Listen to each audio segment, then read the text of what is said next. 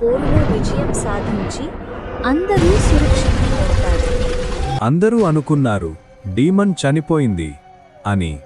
కాని అది మళ్లీ గుడిలోని సొరంగం నుండి లెగిసింది.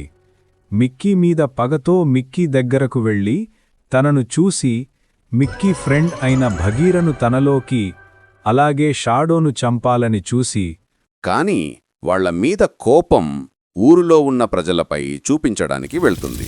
ఆ ఊరిలో ప్రజల ఇళ్లపై మంటలు కురిపిస్తూ వాళ్ళని చంపుతుంటాడు. అది తెలుసుకున్న మిక్కీ కోపంతో డీమన్ ఎదురుగా యుద్ధం చేయడానికి నిల్చుంటాడు. అది చూసి భాగీరా, లానా కూడా కలిసి ముగ్గురు వాళ్ల వెలుతురుతో డీమన్ను శాశ్వతంగా అంతం చేస్తారు.